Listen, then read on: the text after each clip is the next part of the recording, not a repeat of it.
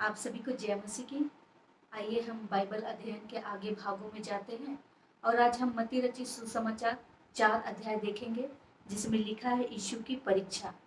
इसमें प्रभु यीशु मसीह की परीक्षा हुई है और कि कैसे उसने इस परीक्षा में अपने आप को पास किया, कैसे उनके भीतर वो बल आया, ताकत आया, सामर्थ आया, आत्मा की अगुवाई आई जिससे उन्होंने जीत पाया है। तो ये शिक्षा हमारे लिए ही है। तो हम देखते हैं, तब आत्मा यीशु को जंगल में ले गया ताकि इब्लीस से उसकी परीक्षा हो। वह 40 दिन और 40 रात निराहार रहा। तब उसे भूख लगी। तब परखने वाले ने पास आकर उससे कहा, यदि तू परमेश्वर का पुत्र है तो कह दे कि ये पत्थर रोटियां बन जाए। देखिए, पहले भाग में हम देखते हैं कि यीशु को भूख लगी, मतलब ये हमारे शरीर से रिलेटेड है। जब यीशु मसीह 40 रात 40 दिन भूखा था तो शैतान उससे आकर कहा कि तुझको भूख लगी है, तू तो परमेश्वर का बेटा है, पत्थरों से कह दे रोटी बन जाए। लेकिन यीशु मसीह ने उससे कहा, क्योंकि यीशु मसीह जानते थे कि ये शैतान मेरी परीक्षा ले रहा है और ये ताक में है कि मैं किस प्रकार कब गिर जाऊं। और इस बात को यीशु मसीह अच्छे से जानते थे, इसीलिए उन्होंने अच्छे से उसको जवाब दिया और कहा कि लिखा है, मनुष्य केवल रोटी ही से नहीं परंतु हर एक वचन से जो परमेश्वर के मुख से निकलता है जीवित रहेगा।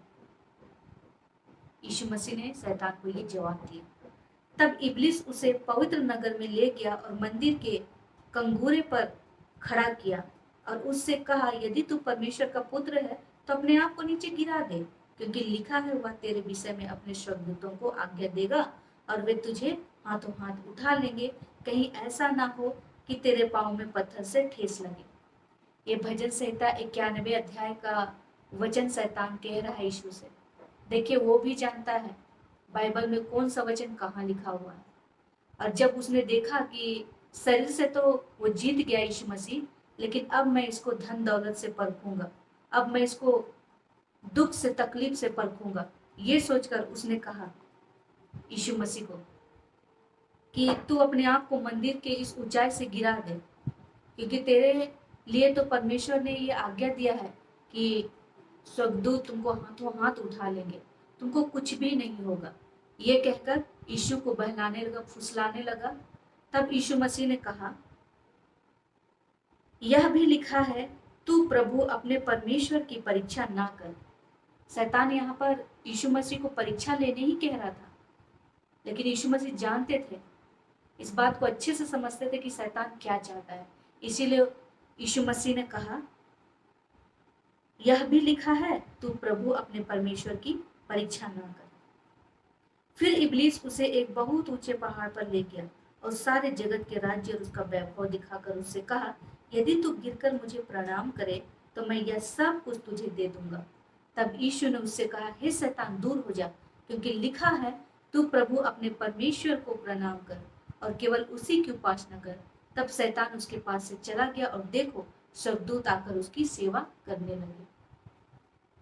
शैतान ने तो बहुत चालाकी से यीशु मसीह की परीक्षा लेनी चाहिए और उसने बहुत कोशिश किया कि कैसे करके इनको मैं गिराऊं करके, लेकिन फिर भी यीशु मसीह न लोभ किए न लालच किए। जब उनको ऊंचे स्थान पर ले जाकर राज्य के सारे वैभव दिखाया, धन दौलत रुपया पैसा सब कुछ दिखाया, फिर भी मैं यीशु मसीह का नियत वहां पर नहीं दौड़ा और उसने वहां पर फिर शैतान को डांटा, हे शैतान, मुझसे दूर हो जा। यहाँ पर इसलिए उसको डांटा, दूर हो जाने के लिए इसलिए कहा, क्योंकि वो बार बार उसके पीछे आ रहा था। जितना अच्छा से वो बात कर रहा था यीशु मसीह, इससे पहले अच्छे ही से बात किया, उसको नहीं डांटा और नहीं भगाया, वो फिर से आ गया। तो इस बार यीशु मसीह ने उसको डांटा और कहा, हे शैतान, दूर हो जा। और यहाँ पर शैतान भागा भी, क्योंकि जब यीशु मसीह ने कहा कि तू प्रभु अपने परमेश्वर को प्रणाम कर और केवल उसी की उपासना कर, क्योंकि शैतान तो जानता है कि मैंने तो ये चीज़ किया नहीं और यीशु मसीह ने ये काम किया है और आगे कर भी रहा है, तो उसने सोचा कि मैं इसको किसी न किसी रीति से गिरा दूं, परीक्षा में इसको ऐसे उलझाऊं, ऐसे लोभ लालच दिखाऊं, धन दौलत रुपया पैसा शारीरिक रूप से मानसिक रूप से सभी रीति से उन्होंने उसकी परीक्षा ली, लेकिन वो सफल नहीं हो पाया। शैतान सफल नहीं हो पाया।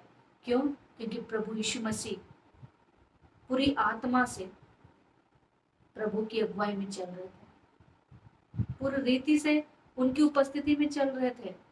कभी कभी हम मनुष्य उनकी उपस्थिति में चलने के साथ साथ भी हम गलती कर बैठते हैं। क्यों? क्योंकि हमारे भीतर प्रभु का वचन स्थिर नहीं होता है, इसलिए ऐसा होता है। जब भी हमारे भीतर प्रभु का वचन स्थिर रहता है तो हम कभी नहीं डगमगाएंगे। जैसे यहाँ पर परीक्षा लिया गया शैतान के द्वारा यीशु मसीह का, यहाँ पर हम देखते हैं कि एक जगह भी यीशु मसीह यहाँ पर नहीं गिरे, ना ही फिसले, सोचा भी नहीं इस बारे में। लेकिन अगर हम मनुष्य होते तो बिल्कुल सोच लेते हैं। क्यों?